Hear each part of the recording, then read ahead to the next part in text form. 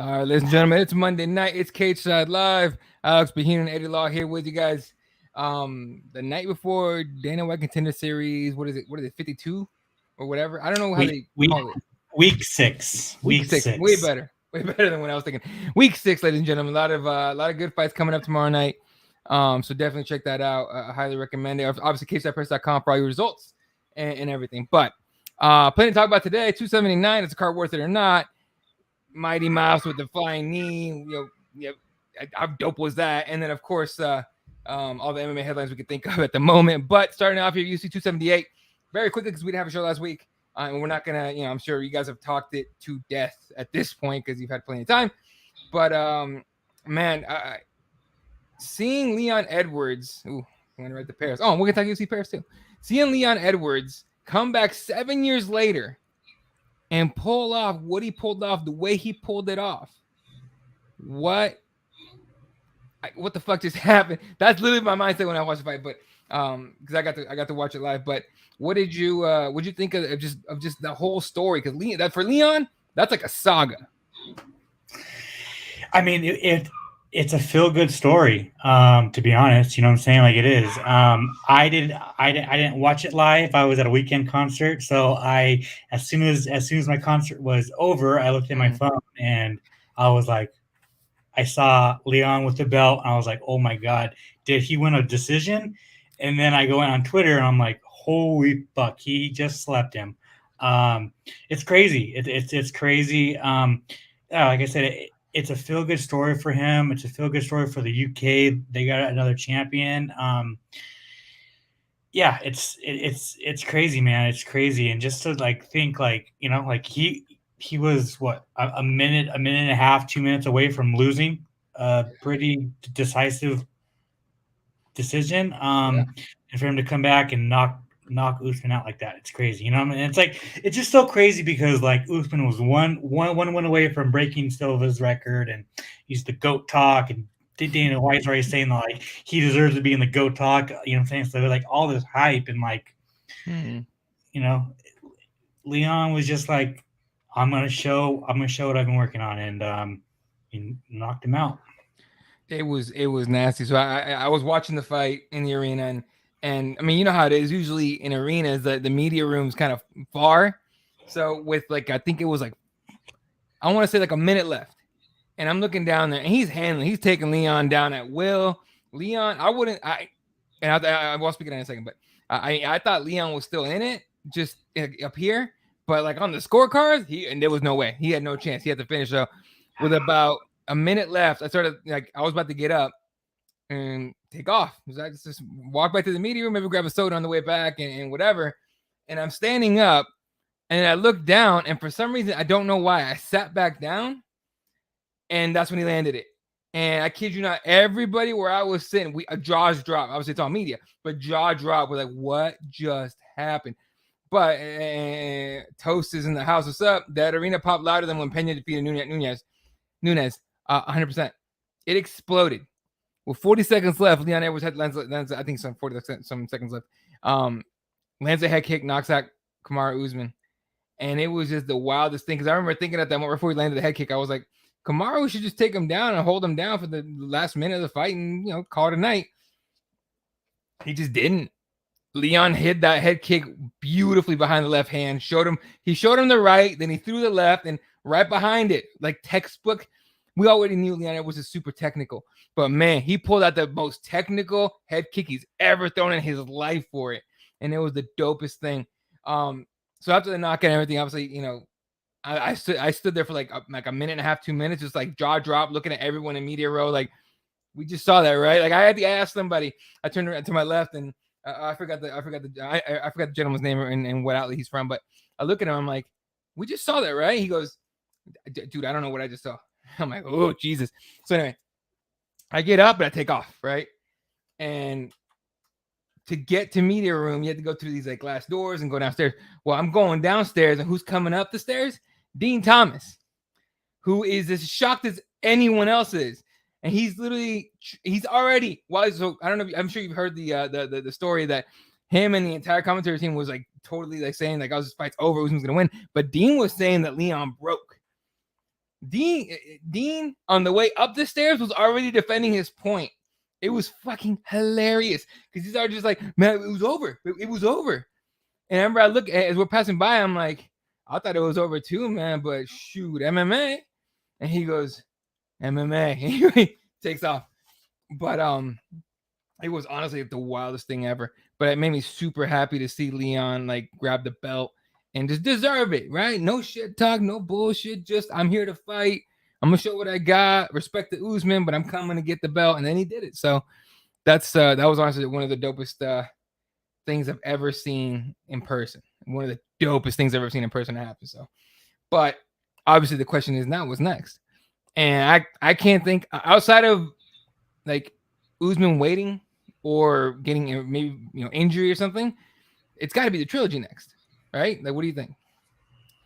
Firstly, it just shows that anything can happen in this sport. Mm-hmm. It's just so nuts.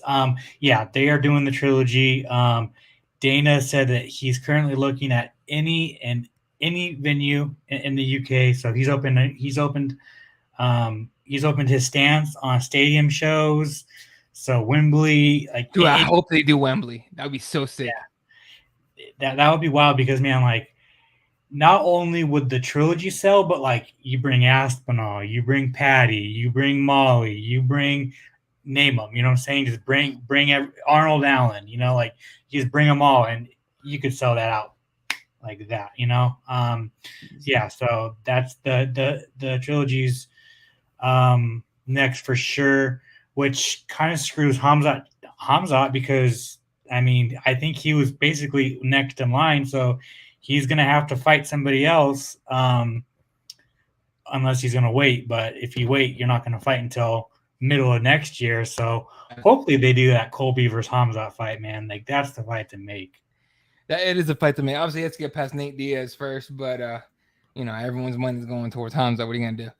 Mine's going to Nate. I mean, just look behind me, all right? I ain't fucking around. Anyway, but although I'm not much of a gambler, so we'll see. But I'm with you on that. Hamzat gets past Nate. That Usman Edwards fight's not going to be till the beginning of next year at best, right? Like at best. So he's going to have to wait till about halfway, if not further. Do you think Hamzat's the kind of guy that would wait? Because I don't. I don't think so. It depends. It depends. Like who he's offered. It all kind of depends. But no, I don't think because it's going to be April at the earliest for Usman versus Edwards 3. Sure. So depending on June, July, so he won't. If he waits, it'll be till August. Gotcha. Literally a year away. Exactly, literally. So we'll see. I don't think Hamzat's the kind of guy to wait, but I would love if he beats Nate. They did Colby, although I just don't think Colby takes that fight. There's been plenty of rumors running about Colby too. About I forgot, it was Gilbert that said I heard his face is really messed up, like Jorge really messed him up, and he's super injured. I've heard otherwise. Like I don't know like what the truth is there, but Colby's that kind of guy. I mean, you can Nate Diaz beats Hamzat, and then you do Nate Leon too. And that's the question Otis makes. What if Nate submits Hamzat? Obviously, Hamzat's out the picture for a minute. If Nate submits or beats Hamzat in any way, honestly, in any way, because Nate is not expected to beat him. So even if he decisions him, it's going to be like, holy shit. So what happens? Would Dana White have the guts to throw Nate in there for a title fight against Leon Edwards? You would have to not only pay for that fight, but you'd have to re-sign Nate Diaz, and that is an expensive contract. So. I don't know who said it. This is not an original thought, but someone said if Nate wins, you give him $20 million and say, "There's Leon. There you go, buddy. Fucking just go." That would be so dope. Because Nate would be like, bet. Because win or lose, you get 20 bills. Like, yeah, exactly. Yeah. But obviously, what's that? They can fucking afford it. Oh, they can definitely, dude. Sir. Yes. Nate has to fight for the belt if he beats Hamza says Otis. Yeah, like that honestly would sell the hell out big time. And if you, let's say you fuck around and did that at Wembley, like, woo, it doesn't even, like, you would get riots. It would look like a soccer game. It would be crazy. All right. So that fight went down, obviously. And then the co-main event, Paul Costa defeats Luke Rockhold by a decision. The fight was what it was. It just Paul Costa being Paul Costa, but Luke Rockhold showing a lot of heart. First of all, the other two was screwing everybody up from the first fight to the last fight. I mean, outside of Usman, everybody else was gassing so hard that some of these guys were like, "Shit, I better finish this fight." Like the very first guy, Victor Altamirano, whatever, finished this fight quick. And I remember I asked him afterwards, after his press, I was like, "You tired?" He was just like, "Man, it's crazy up here." And he's out of Mexico City. That's crazy elevation. So, everybody felt it. But fight aside, Luke Rockhold, a man you and I both know gets a lot of hate online. I mean, a lot of hate. Some of it, he brought it himself. But a lot of it, I don't know if he did. You know what I mean? So after the fight, you're getting people with different opinions and everything. What do you think of Luke Rockhold now that it's all done, that he's retired, he's former champion, never defended, obviously lost to Bisping pretty quickly. But, right, he didn't defend it. Yeah, he didn't defend it. So, what do you think of him? Strikeforce, he was a Strikeforce champ. He was UFC champ. Everyone's already throwing out that he's a UFC Hall of Famer and he's getting disrespected left and right. What is your thought of Luke Rockhold? I think he has a terrific legacy, and I do think he's a UFC Hall of Famer. He's a champion. He's a two promotion champion, and he, yes, he's smug, but when you fucking look as good as him and you fight as good as him, you fuck, bro. God damn it, dude. I'd be fucking smug too, bro. Like, what the hell? Like, come on. But yeah, I mean, it's it's just his personality. But yeah, I mean, I think he's a Hall of Famer, and his legacy will go on. It's a fun one. I think people, the sport is so recency bias, right? Like people just remember the recent. So everyone thinks of him getting slept by Jan and slept by Michael Bisping, but you don't remember all the other ones, So and that's what sucks. But I think he deserves the respect, and he deserves people to go back and look past those losses. 100%. So I'm with you. UFC Hall of Famer. A guy definitely remember, especially if you saw Strikeforce fights. Like definitely I remember. And then the other big fight on the card, the whole card was dope, honestly. But Jose Aldo losing to Merab was disappointing. Otis says Rocco's the top. Rocco's the top middleweight. He's only fights with arrogance. I'm with you. But Jose Aldo losing to Merab, like, yeah, let's focus. I don't give a fuck. So the fight alone was basically the feeling. It was everybody. Okay, I'll give you a nice little story. Okay, Lucy Pudilova won her fight against Wu Yanan Wu. Fuck, whatever. However you say that. I don't know. You know what I'm talking about. Lucy won the fight and comes in, does her post fight scrum. John Kavanaugh, SBG, is her coach, and he sat front row and center because the TVs are right there. Obviously, you know how the whole thing is set up. It's 2 TVs up front, 2 on the side for everyone to watch the fights. And John's sitting there, and he is giddy like a child when that fight starts. And Jose throws a couple things here and there. He's like, oh shit, all right, yeah. He's like hyped.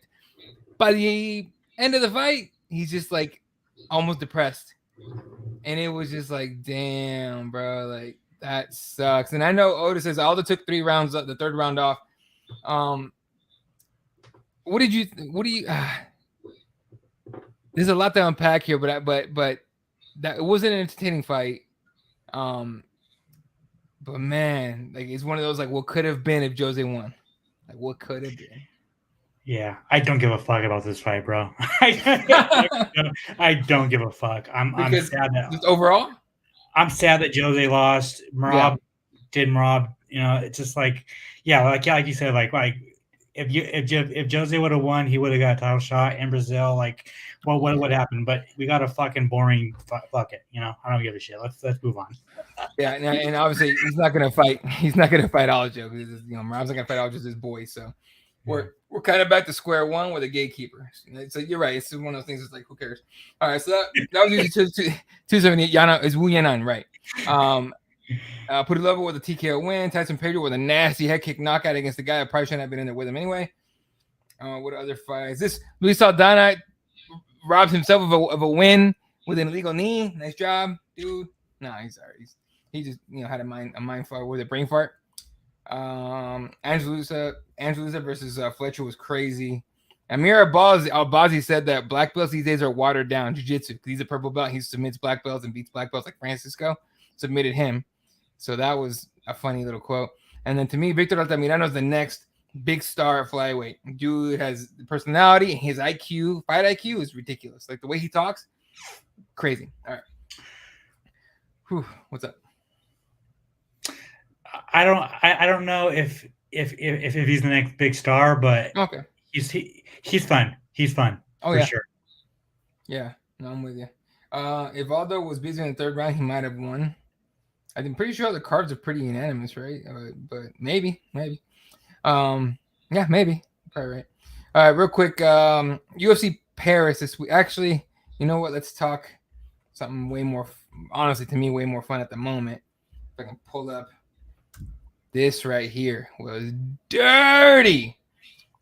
DJ, first of all, when DJ was in the UFC, people called him boring because he would just kind of coast-ish for the 4 and 3/4 rounds, and then he would the mousetrap, armbar, whatever else. This guy went in, dropped homeboy with I think it was a right hand, rocked him. Dude's falling back, and then he flies in with a knee and just walks off like a G, dude. It was the most boss shit I've seen in a long time. What'd you think? Yeah, I mean, well, firstly, it was a perfect debut for one championship, especially after their one on TNT. Like that debut, like it went bad. Like it was the Eddie Alvarez ended soon, ended early. It was just sucked. But this one was perfect. I'm so happy that one's on Amazon because, to be honest, like it was the one promotion that I didn't watch because like it's just the time difference. You know what I'm saying? Mm-hmm. And I'm not a hardcore fucking fan like these European motherfuckers that stay up till 4 o'clock or 6 o'clock for UFC. I don't know how they do it. So we're lucky we live West Coast. Anyway, the DJ knee, he just shows everybody why he's one of the best fighters to ever fight. Like he's just there's levels, and it was filthy, just filthy. Put some respect on that man's name, people. Put the respect he deserves. He was a longtime UFC champion. Now he's a 2-time one championship champion. Like the guy's legit. And yeah, I'm 100% with you. I never watched one because of the time difference, but also it's like impossible to find out when it's happening. Like I always find out about these cards last second. It's usually Jay telling me like are you gonna watch one tonight? And I'm like, bro, I'm literally falling asleep right now. Like, how are you even awake? You know what I mean? He'll watch him. And it's like, all right, dude. I think yeah. But I thought it was dope as hell. And they I think with this Amazon Prime deal, they're actually gonna be a little competitive at first with Bellator. I don't know about UFC, but definitely with Bellator, who again, one of those things where the time zone is fine, but you never know when they're happening. You kind of find out about Bellator cards last second, so which is beyond me. Honestly, it's weird. All right, what's up? Yeah, no, I mean, I I think it's pretty clear that one championship is the number one or the number two promotion by in the UFC. At this point, You know, yeah. I think it is. I, I thought for the longest time it was Bellator, but like I just don't know where they like. It's like Bellator and PFL. Like it's just they're kind of interchangeable. I don't know. They're very much so, and again, it's one of those. Jesus Christ, Bruce. Bruce, what's up, boys? Says you cannot tell me that the baddest man on the planet is a midget. Just cannot be true. Period. I mean, it's not true because John Jones is the baddest man on the planet. John Jones asterisk. All right, don't be telling me you're gonna fight a heavyweight and then take 2 years to fucking do it. All right, this is or whatever, however long it's been. It's ridiculous. But yeah, I'm with you, Alex. All right, so that was one championship, and then this week, our very own Jay Anderson is in Paris. This man went to France. Does Jay know how to pick him, or does he know how to pick him? Okay, UFC London, great card. He went. Now UFC Paris, I think the first one in France, with a solid main event. A lot of people were kind of like, "What the hell kind of fight is that?" But Cyril Gane against Taito Ivasa, man, I think it's gonna be fun. What do you think? It's either gonna be fun for a round. Like I don't know if Cyril Gane's gonna try and slug with Taito Ivasa. Like I don't know. Good point.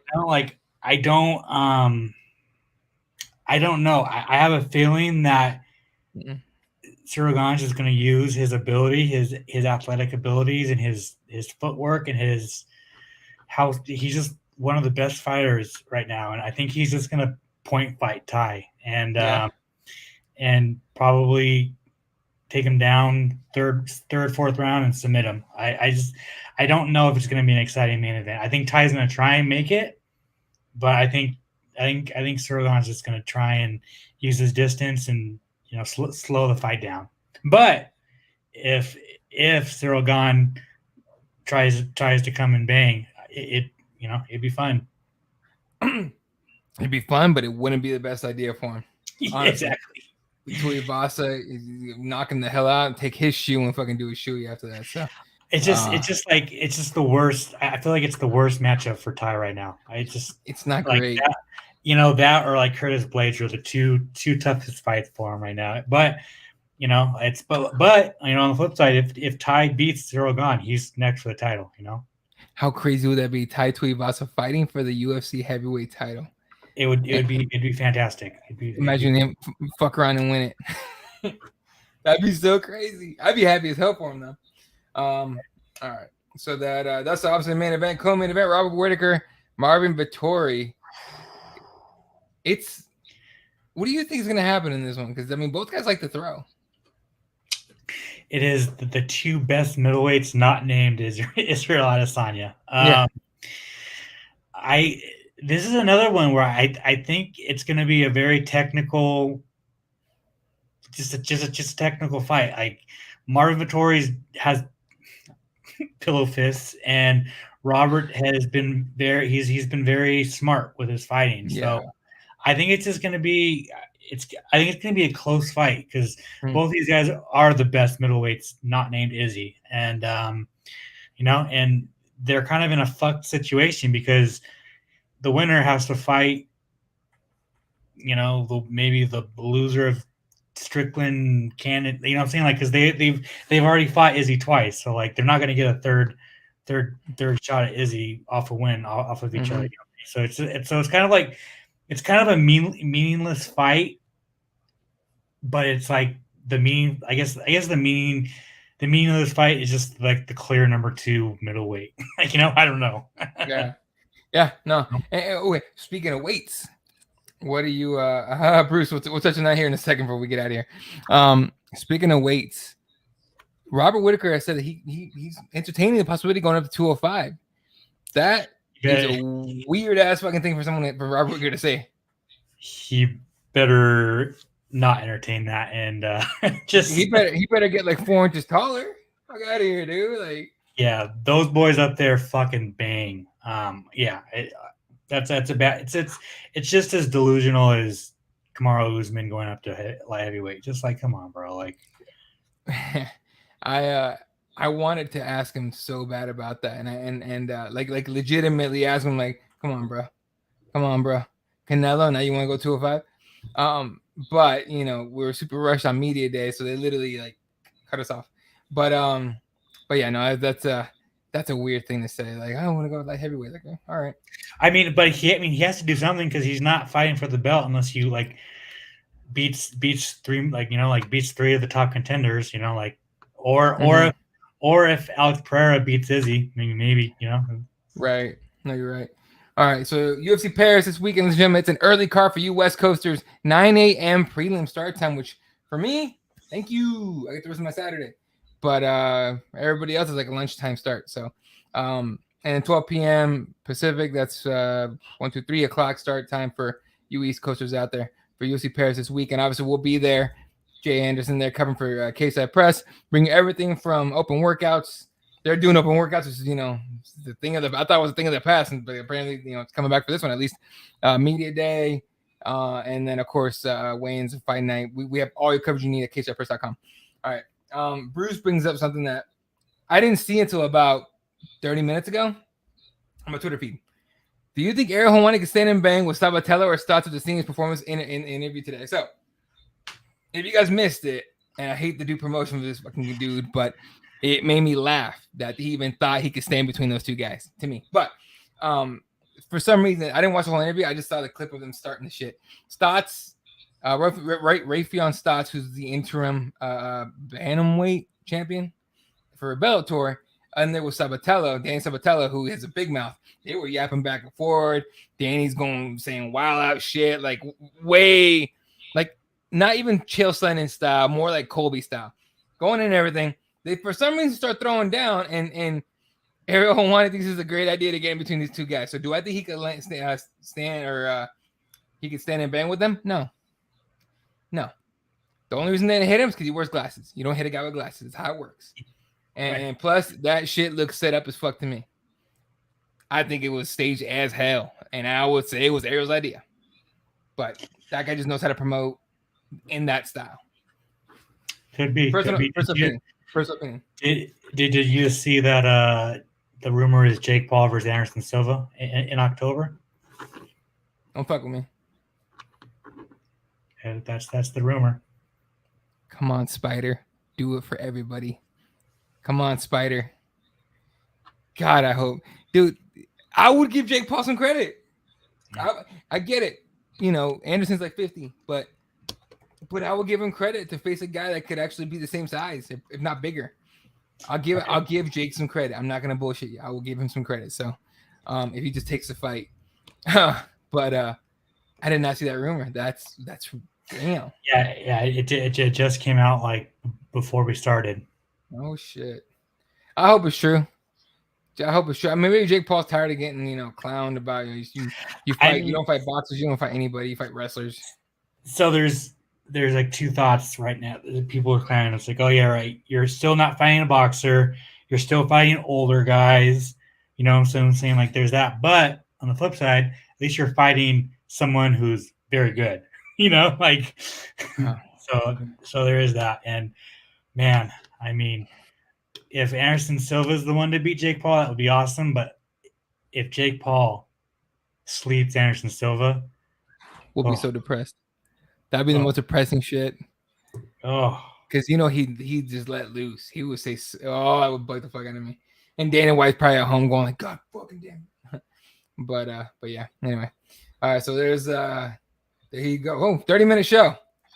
Baller. Anything else you want to touch on before we get out of here? No, we're good. All right, ladies and gentlemen. Again, UFC Paris this week. We have all your coverage set up, ready to go at KHFpress.com. Jay Anderson in the house. We're on location in Paris, and we'll be bringing it out to you, of course, everywhere at KHFpress.com, YouTube. Hit the follow, hit the like, all that. Hit the follow, hit the subscribe, and like and everything, and a thumbs up and everything. And all social media at KHFpress on everything. TikTok, fucking Instagram, everything. All right. Alex Behunin on Twitter. You don't even need to look at his name. Just look for the guy with the check mark on it because he's a fucking G. Eli32 for myself. Appreciate the hell out of you guys. Bruce, Otis, everyone that tuned in today. Toast is here for a bit. Appreciate all the hell out of you guys. We'll catch you guys next week. You guys have a wonderful night. Good night. Catch you guys next time.